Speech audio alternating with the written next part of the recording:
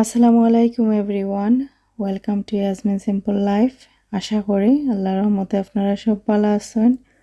আলহামদুলিল্লাহ, আমরাও ভালো আছি। তো নতুন আরও একটা ব্লগ আপনারা লগে শেয়ার করার লাগে আইলাম। আশা করি আমার আজকের ব্লগটাও আপনারা ভালো লাগবো। তো সকালে ঘুম থেকে ওঠার পরে আর কি আমরা ইয়াকুবর মাইলেন হসপিটাল আর কি তার ফিজিওথেরাপিস্টর লগে আর কি অ্যাপয়েন্টমেন্ট আছিল। তো ওখানেও ফিজিও না সরি ডায়েটিশিয়ানের লগে অ্যাপয়েন্টমেন্ট আছিল। তো ওখানেও গেছিলাম আর কি। যাওয়ার পরে আগর আইয়া পরে কিছু আসিল না খাওয়ার। তো আমি সিম্পলের মাঝে একটা চিংড়ির ভর্তা বানাইলাম আর কি, যেটা আমি লাইফে ফার্স্ট টাইমও বানাইলাম। আমি আর আগে কোনোদিন বানাইছি না। তো গরু একটা ড্রাই চিংড়ি আসিল আর কি। তো ওটার আর কি আমি রসুন পেঁয়াজ এরপরে শুকনো মরিচ সরিষার ওয়েলের মাঝে দিয়া আমি পেঁয়াজের লগে আর শুকনো মরিচ রসুনও তার লগে দিয়া আর কি দেখতে পারছেন ভিডিওত দিয়া একটা সময় বাজার পরে আর কি চিংড়িটার ওয়েট কইরা ভাজি লিলাম। তারপরে আর কি আমি অক্সিন্তরে ব্লেন্ড করে লিমু কইরা ধনিয়া পাতা দিয়া মাখাইমো আর কি। তো আমি আসলে এরকম আর আগে কোনো দিন ট্রাই করছি না, তো ওটা আমার ফার্স্ট টাইম। দেখি কীরকম হয়। তো খাওয়ার পরে আসলে এটা যেহেতু অনেকদিন আগের ভিডিও, তো ওখন আমি জানি এটার টেস্টটা কিলা আসিল। ঠিক আছে, মানে 10/8 দেওয়া যাইতে পারে আর কি। ওরকম টেস্টটা আসিল, ভালো লাগছে। মানে সিম্পল হঠাৎ কিছু খাওয়ার ইচ্ছা হইলে আর কি তো দেওয়া মানে খাওয়া যাইতে পারে। তো যেহেতু আমি ধনিয়া পাতা দিছি, তারপরে ফ্রেশ আরও একটু সরিষার অয়েল দিছি। দেওয়ার পরে আর কি ওটা দিয়ে আমরা দুপুরের খাওয়া দাওয়া চালাই নিলাম। তো আসলে সিম্পল খানি খাওয়াটাও আমার কাছে বেস্ট মনে হয়। অত বেশি আবিজাবি হেসলর খানি খাওয়া থাকি আমার কাছে লাগে সিম্পল খানি টেস্ট কম হইলেও ঠিক আছে। তো আমি একবারে ট্রু যেটা আর কি ওটাও কইছি। তো আমার কাছে একটু 10/8 লাগলেও অন্যজনের কাছে হয়তো 10/10 লাগতে পারে, আবার অন্য আরেকজনের কাছে হয়তো একটু ভালো না লাগতে পারে। তো এটা ডিপেন্ড করে এভরি মানুষেরও টেস্ট বা ডিফারেন্ট। সো অনেকের কাছে অনেক লাখান লাগতে পারে, এটা স্বাভাবিক। তো আমি আর কি বিকালের লাগি কেন কিতা করলাম ফ্রাইড রাইস বানাই নিলাম। তো আর একটা হইলো গিয়ে সিম্পল খানি। তো ইসমাইলে আসলে এটা পালা পায় না আর কি শুটকি জাতি কোনো খানি। তো তার রিকোয়েস্টেও আসলে আমি এটা বানাইলাম যেন একটা ফ্রাইড রাইস। এটা আর কি চিকেন ফ্রাইড রাইস। তো এগও লগে আছে। তো এই ফ্রাইড রাইসের রেসিপিটা আসলে আমার আর একটা রান্নার চ্যানেল আছে, ইয়াসমিন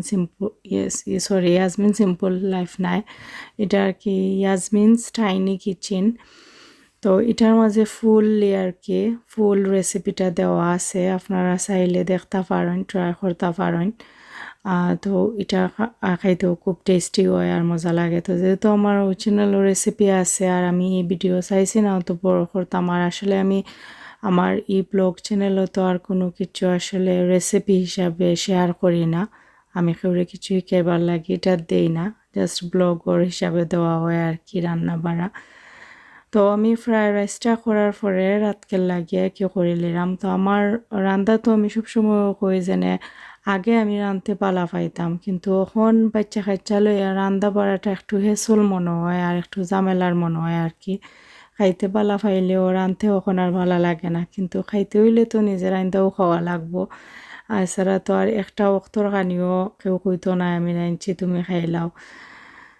তো আর কি তো আমি কেন ফ্রেশ কিছু স্প্রিং আনিয়নের পাতা যেটা আর কি ওটার মানে সয়া সস উপরে দিলাম।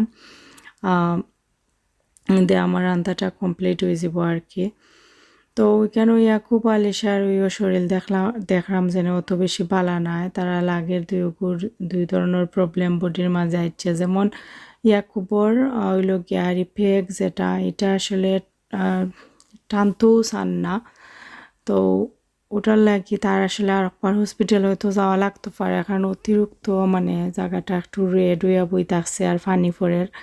তো এটার লাগে আমি বাক্কা চিন্তার মাঝে আছি হয়তো তারে দেখানি লাগবো আমার ডক্টর অ্যান্টিবায়োটিক হয়তো আর একবার দেওয়া লাগতে পারে আর এখানে আলিশার দেখতে পারাম যে তাই টুটোর সাইডে দিয়ে একটা ছোট্ট লাল একটা ফুরিল্লা খানি বাড়াইছে আর কি তো লাস্ট টাইম তো তাই কত বড় বেমার পড়ছিল ও জাস্ট একটা টুটোর সাইডে দিয়ে একটা ফুরিও আর ফুরিও বেমারের ইস্যুটা আর কি হয়েছিল তখন আর কি এটা দেখার পরে অনেকটা ডর লাগে যে কিতা করতাম কিতা না চিন্তার মাঝে পড়ে গেছি তো চিন্তাধারা করতে আছি কিতা করা যায় আর এখানেও আমার বইনর ছোট বইনর ননহরি তাই নাইছেন আর কি আমার ছোট বইনর ঘর বেড়ানি তো তাইনর নিজের গার্ডেনর কিছু লাউ পাতা এর মাঝে আরও এক ধরনের শাক টাইপের জিনিস আনছেন আর কি তো আমি আসলে এই শাকর নাম আসলে জানলাম না বাট লাউ পাতা যেটা এটা তো আর চিনলাম তো ভাবলাম অক্সিন তোরে আর কি আমি একটু ঠিকঠাক করিলাই তো বালকনির মাঝে লইয়া আইছি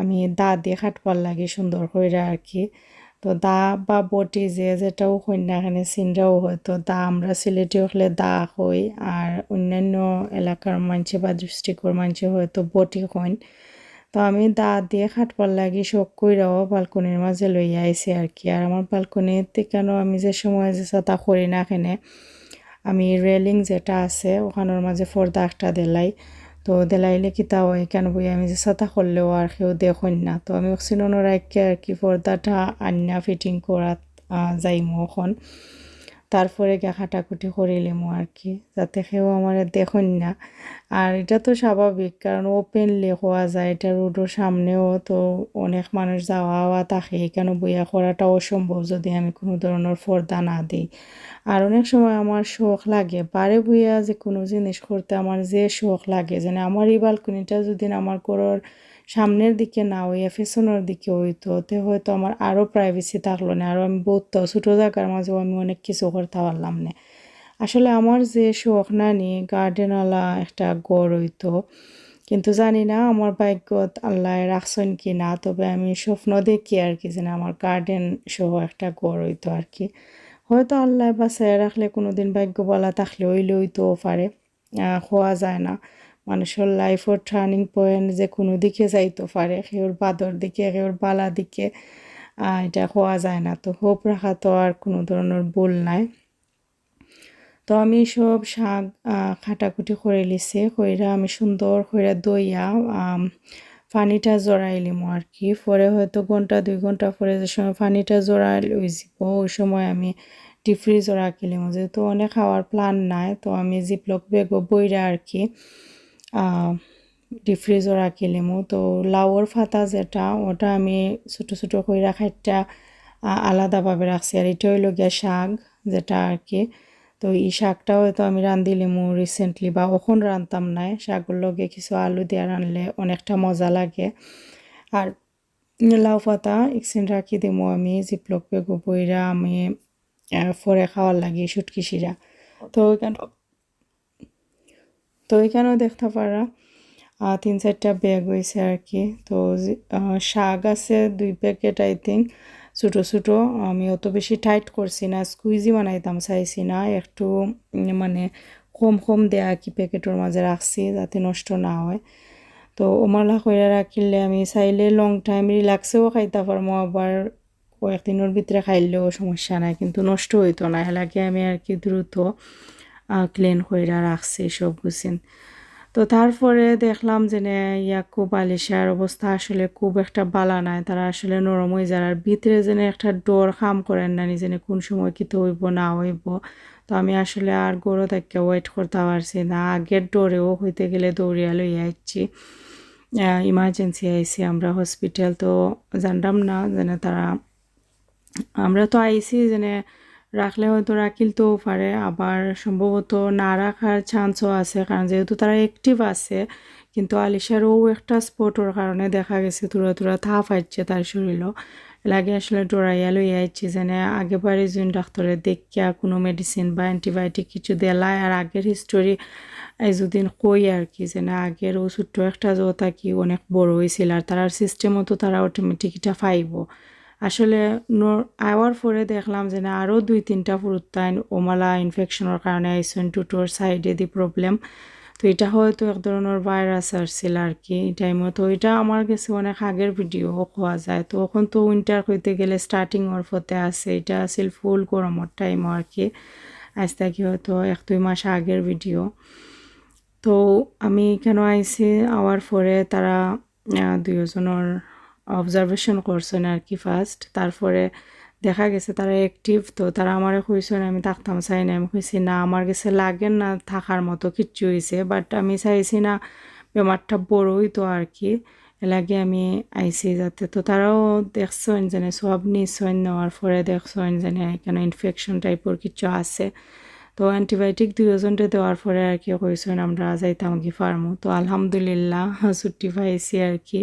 তো ভাবছিলামও যেন হয়তো টাকা লাগতো না, কিন্তু বড় লইয়া বই থাকলে ও ছুটো হয়তো তারার লাগে সিরিয়াস হয়ে গেল না।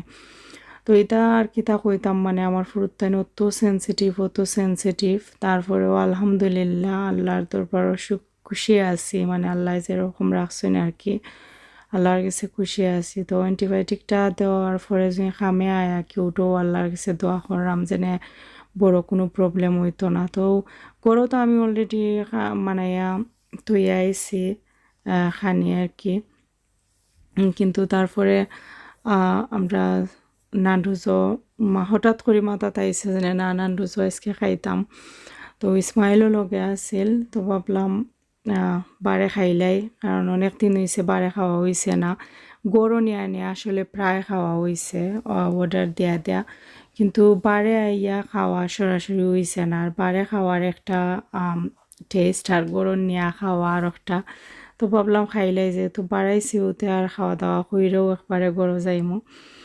তো খাওয়ার পরে কিতো হয়েছে এন্ডে দিয়া খুবে বমি হইরা মানে অবস্থা খারাপ, বাদে তো তারে আরও চেঞ্জ করতে আরও টাইম গেছে, আরও ½ থেকে 40 মিনিটস। তো ওরকমও হয় আসলে আমরা লাইফও লগে লগে সব প্রবলেম থাকে, তারপরেও আলহামদুলিল্লাহ আল্লাহর কাছে খুশি আছি আলহামদুলিল্লাহ। তো আমি আর কি ভিডিওটা বেশি লম্বা করাম না, আজকের লাগে ভিডিওটা আমি ওখানেও শেষ করে লিমু। আপনারা লগে দেখা হইব নেক্সট কোনো একটা ভিডিওত। আপনারা সব ভালো থাকবা, আমি আপনারা সবার লাগি দোয়া করি, আপনারাও প্লিজ আমার বাচ্চান্তর লাগি দোয়া করবা। তো আজকের লাগে ভিডিওটা ও পর্যন্ত, আসসালামু আলাইকুম, আল্লাহ হাফেজ।